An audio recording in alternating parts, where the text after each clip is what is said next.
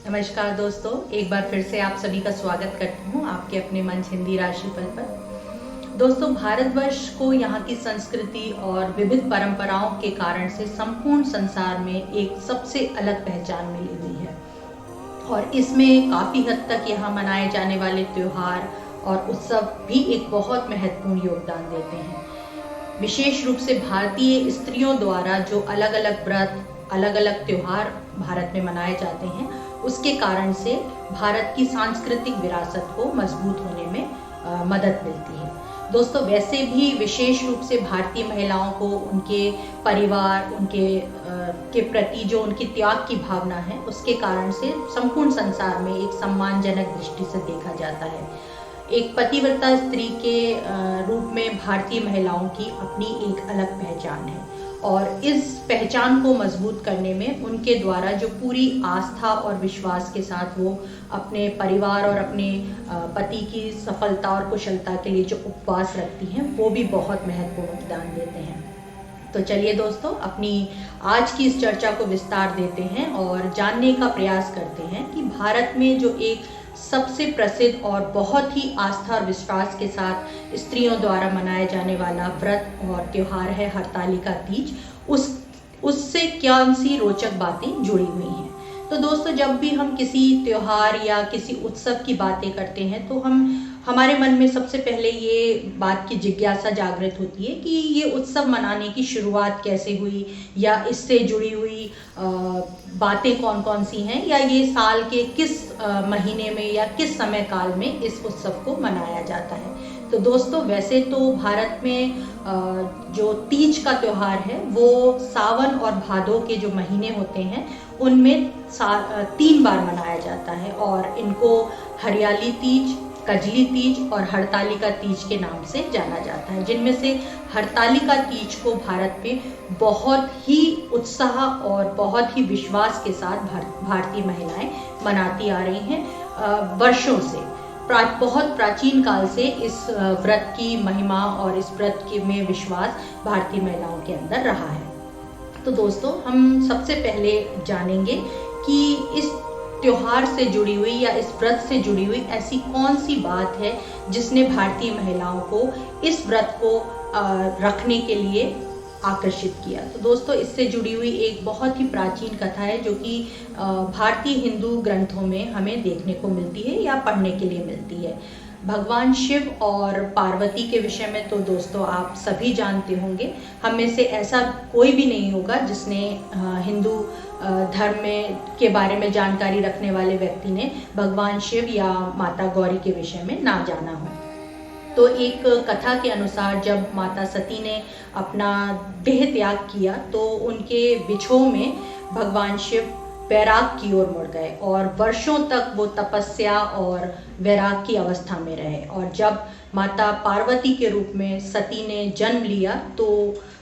उनको भी इस विषय में ज्ञात नहीं था कि वो पूर्व जन्म में भगवान शिव की पत्नी थी और ना ही भगवान शिव को इस बात के विषय में स्मरण था कि माता पार्वती ही माता सती का पुनर्जन्म है। तो जब ये बात माता सती को ज्ञात हुई कि अपने पूर्व जन्म में वो भगवान शिव की अर्धांगिनी थी और इस जन्म में भी वो भगवान शिव को अपने पति के रूप में या अपने सुहाग के रूप में प्राप्त करने के लिए जब उन्होंने सोचा तो उन्होंने बहुत प्रयास किए कि भगवान शिव को किसी प्रकार से वो अपने पूर्व जन्म के बारे में याद करा सकें। किंतु दोस्तों, ऐसा आसानी से नहीं हो पाया और सैकड़ों वर्षों के कठिन तपस्या, कठिन व्रतों के उपरांत कहा जाता है कि हरतालिका तीज के दिन ही भगवान शिव को इस बात का ज्ञान हुआ कि माता पार्वती ही उनकी पूर्व जन्म की पत्नी माता सती है। तो उसी त्याग और उसी विश्वास की परंपरा के रूप में भारतीय महिलाओं ने भी हरतालिका तीज के व्रत को रखना चालू किया या शुरू किया, ताकि उनका प्रेम भी माता पार्वती और भगवान शिव की तरह अटूट रहे और जन्म जन्मांतर तक वो अपने पति को प्राप्त करती रहे। तो दोस्तों, आपने जान लिया कि इससे जुड़ी हुई कथा क्या है। एक कथा और है दोस्तों जो कि हरतालिका व्रत से जुड़ी हुई है, जिसका कि पाठन इस व्रत के दौरान महिलाएं अक्सर करती हैं। हो सकता है आप में से भी बहुत सारी महिलाओं ने अपने व्रत के दौरान इस कथा के विषय में जाना हो या इस कथा को पढ़ा हो। वो कथा है दोस्तों कि किस तरह से ये कथा दोस्तों इस व्रत के अर्थ या इसके शाब्दिक अर्थ से भी जुड़ी हुई है। हरतालिका का जो अर्थ है अगर हम देखें तो हर का मतलब होता है किसी को हर लेना या उसका अपहरण कर लेना, और आलिका का मतलब होता है उसको किसी दूसरे स्थान पर ले जाना। तो जब इससे जुड़ी हुई भी एक बहुत ही रोचक कथा है दोस्तों, जो बहुत ही संक्षिप्त रूप में मैं आपके साथ आज साझा करूंगी। कहा जाता है कि जब माता सती पूरी तरह से शिव जी के प्रेम में डूबी हुई थी और किसी भी प्रकार से उनको प्राप्त करने के लिए अथक प्रयास कर रही थी, तो उनके पिता हिमराज को इस बात की बहुत चिंता हुई कि उनकी पुत्री के आने वाले जीवन को लेकर क्या होने वाला है। ऐसे में उन्होंने नारद मुनि से जब इस विषय में चर्चा की तो मुनिराज ने उनको एक सुझाव दिया कि क्यों ना माता पार्वती का विवाह भगवान विष्णु के साथ कर दिया जाए। जब ये बात हिम ने अपनी पुत्री माता पार्वती के साथ साझा की तो वो कदापि इस बात के लिए राजी नहीं थी और उन्होंने अपनी सहेलियों के साथ अपने पिता की इस मंशा को जाहिर किया। तब उनकी सखियों ने उनको एक सलाह दी कि क्यों ना वो उनका अपहरण उनके पिता के घर से कर ले और उनको किसी अज्ञात स्थान पर ले जाए। और योजना के अनुसार माता पार्वती की सखियों ने एक दिन माता पार्वती का अपहरण कर लिया और उनको घनघोर जंगल में ले गई और वहाँ पर उन्होंने उनको कहा कि अब आप बिना किसी बाधा के अपने स्वामी की प्राप्ति के लिए तप करें और कठिन व्रत करें। और तभी से इस व्रत को हरतालिका के नाम से जाना जाता है, ऐसी भी मान्यता है। अब जब हम जान चुके हैं कि इस व्रत से जुड़ी हुई कथा क्या है, इस व्रत को मनाए जाने के पीछे कारण क्या है, तो सबसे जो ज़रूरी बात दोस्तों आपके और हमारे जानने के लिए इस व्रत के विषय में आती है, वो ये है कि इस व्रत को रखने के नियम क्या हैं। जब आप इस बात के विषय में तैयार हो जाती हैं कि आप हरतालिका का व्रत करें, तो आपको क्या क्या नियम और किन किन बातों का ध्यान इस व्रत को रखने के दौरान रखना है, ये जानने के लिए जानते हैं। तो दोस्तों सबसे जो ज़रूरी बात है इस व्रत की वो है कि हमेशा जब भी आप हरतालिका व्रत रखें तो सुबह ब्रह्म मुहूर्त में ही आप उठें और उसी दौरान अपने समस्त नित्य कर्मों से आप निवृत्त हो जाएं और एक साफ सुथरी पारंपरिक जो भारतीय पारंपरिक वेशभूषा है एक स्त्री की, उसको धारण करें। क्योंकि भारत की स्त्रियों की पहचान ही है उनके वस्त्र, जो कि विशेष रूप से उन्हें संसार में एक अलग पहचान दिलाते हैं। तो जब आप हरतालिका का व्रत करें तो आप पूरी तरह से एक भारतीय वेशभूषा को धारण करें। और जो दूसरी सबसे ज़रूरी बात है दोस्तों इस व्रत से जुड़ी हुई एक नियम के रूप में, वो ये है कि उस दिन स्त्रियों को अपना जहाँ तक संभव हो सके 16 श्रृंगार, जो कि भारतीय महिलाओं की एक बहुत बड़ी पहचान है,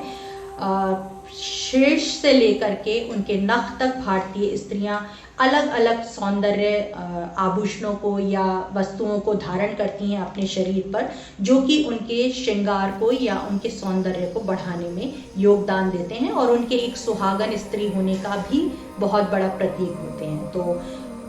इस व्रत के दिन आप सभी के लिए ये उचित रहेगा कि आप अपने संपूर्ण 16 श्रृंगारों को धारण करें। उसके अलावा जो इस व्रत से जुड़ी हुई एक बहुत ही महत्वपूर्ण बात है जिसका ध्यान हम सभी को रखना होता है दोस्तों, वो ये है कि जब हम इस व्रत का संकल्प लेते हैं और इस व्रत की शुरुआत करते हैं तो हम अपने मन में किसी भी प्रकार की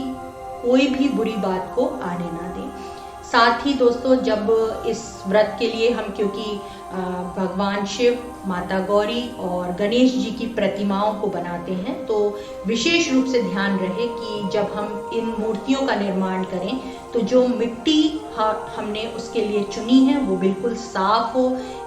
किसी साफ जगह से ली गई हो और किसी भी तरह से उसमें कोई भी अशुद्धि ना हो। इस बात का आप विशेष ध्यान रखें। साथ ही दोस्तों जब पूजा के लिए हम पंचामृत का निर्माण करते हैं या उसको बनाते हैं तो उसमें उपयोग में आने वाली चीज़ों की साफ सफाई और उनकी शुद्धि को लेकर के भी आपको विशेष ध्यान रखने की आवश्यकता है। तभी आपको अपने व्रत की संपूर्ण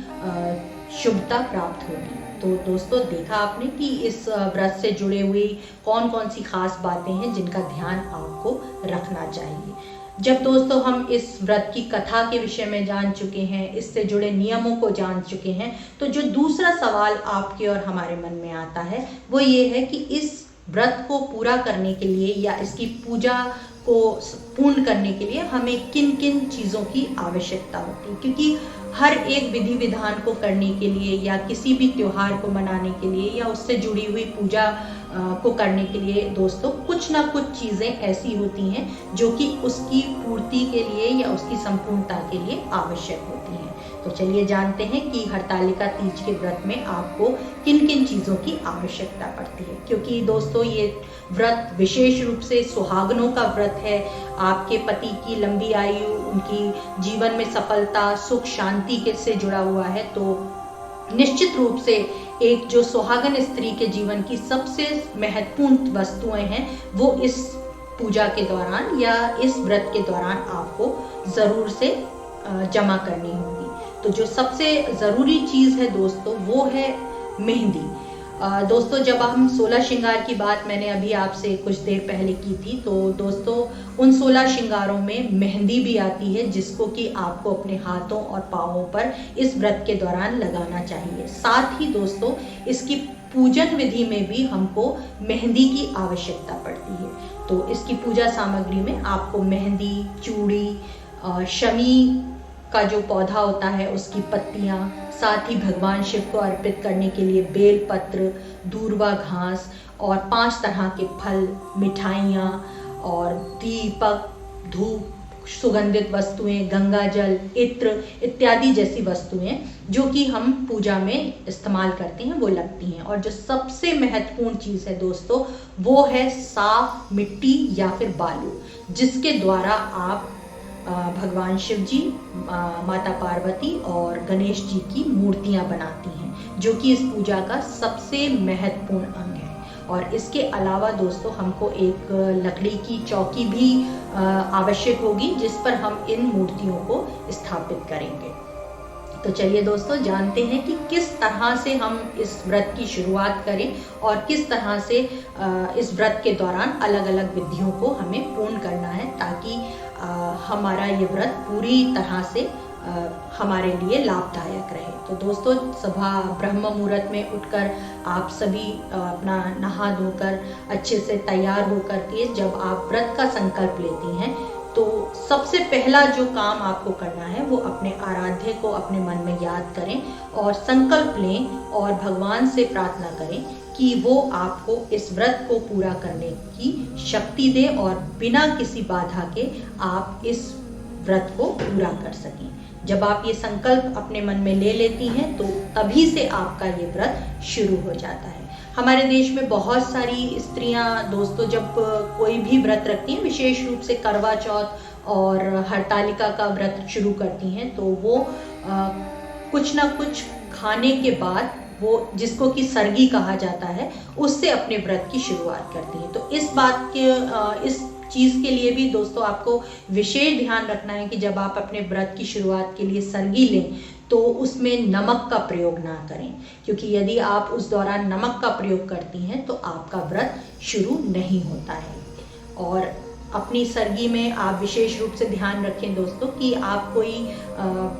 गरिष्ठ भोज्य पदार्थों को शामिल ना करें। उसके बदले में आप फल ले सकती हैं, जूस ले सकती हैं या कोई मिष्ठान ले सकती हैं, जिससे कि पूरा दिन आपके शरीर में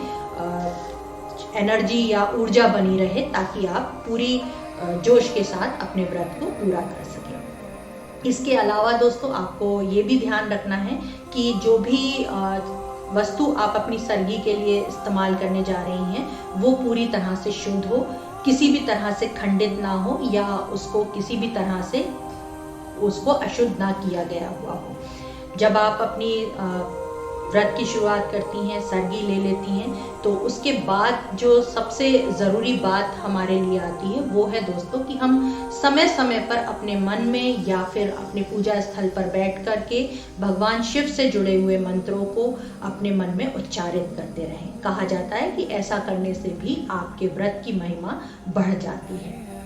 इसके अलावा जब हम अपनी पूजन के कार्यों को शुरू करते हैं तो अधिकतर भारत में कोई भी व्रत या कोई भी स्त्रियों से जुड़े हुए त्योहार में कई सारी महिलाएं एकत्र होकर के अपने उस त्योहार की शुरुआत करती हैं या उसको मनाती हैं। तो जैसा भी आपके हिसाब से उचित हो, आपको जिस भी प्रकार का माहौल मिले, यदि आप कई सारी महिलाएं मिलकर के उस व्रत को मना रही हैं या पूजा कर रही हैं तो उस तरह से, या यदि आप अकेले ही अपनी पूजन को कर रही हैं तो आप ध्यान रखें कि घर के उस हिस्से को चुनें जहाँ पर कम से कम लोगों का आवागमन हो और पूरी शुद्धता वहाँ पर बनी रहे। तो सबसे पहले जिस भी स्थान को आपने पूजा के लिए चुना है उसको पूरी तरह से शुद्ध जल से साफ कर लें और उसके बाद में वहाँ पर गंगा जल छिड़क कर उस जगह को पूरी तरह से शुद्ध कर लें। तत्पश्चात दोस्तों जो हमने मिट्टी चुनी है मूर्तियाँ बनाने के लिए,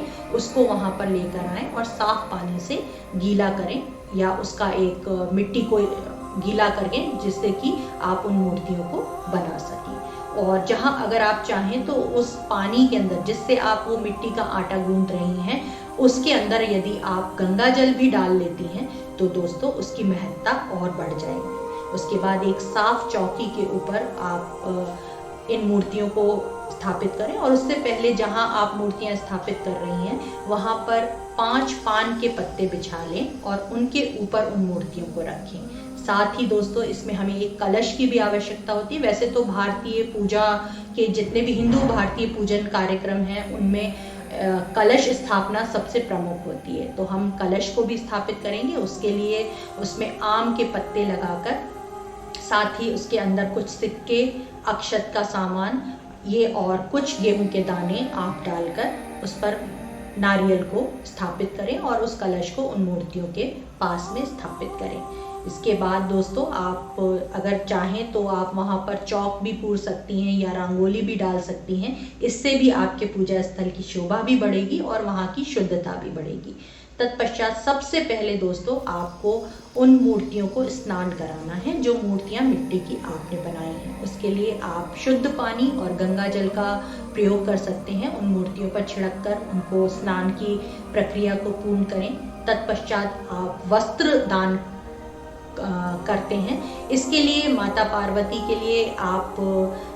चाहें तो जो कलावा होता है उसको प्रयोग में ले सकती हैं और भगवान गणेश और शिव जी के लिए आप चाहें तो उस पर उनको वस्त्र भी पहनवा सकती हैं। उसके बाद जो सबसे बड़ा काम है वो ये है कि आप उनको जनेऊ धारण करवाएं भगवान शिव और माँ गणेश जी को, और साथ ही माता पार्वती को आप कलावे का दान करें। उसके बाद दोस्तों जो भी आपकी पूजन की विधि, आप जिस तरह से आप पूजा करती हैं आप उसकी पूरे मनोभाव के साथ अपनी पूजा करें। भगवान शिव और भगवान गणेश को आप दूर्वा और बेलपत्र चढ़ाएं और माता पार्वती को आप पुष्प अर्पित करें। विशेष रूप से भगवान शिव को सफ़ेद पुष्प बहुत प्रिय होते हैं और भगवान गणेश को दूर्वा, तो आप उनको वो चढ़ाएंगी तो आपके व्रत का और भी ज़्यादा लाभ आपको मिलेगा। उसके बाद भगवान की आप जो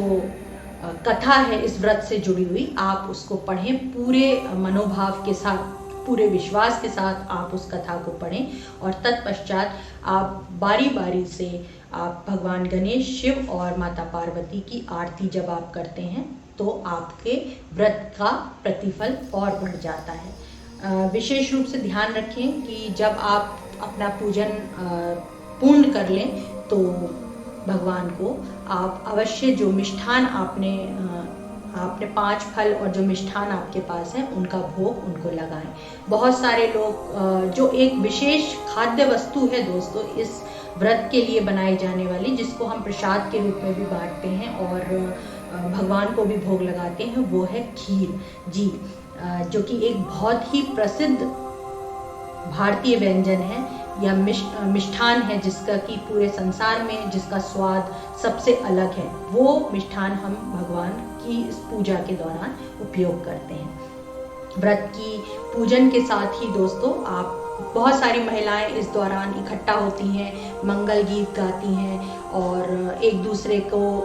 इस व्रत की समाप्ति के बाद सुहाग की चीज़ों का दान भी करती हैं, जिससे कि उनका विश्वास रहता है कि उनके परिवार में सुख समृद्धि आएगी और उनके पति की लंबी आयु आएगी।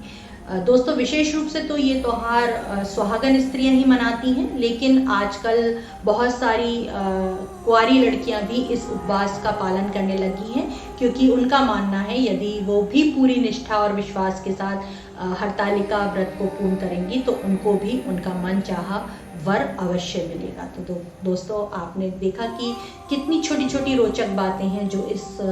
त्योहार से जुड़ी हुई हैं, जो कि एक भारतीय स्त्री के आस्था और विश्वास को बढ़ाती हैं कि यदि वो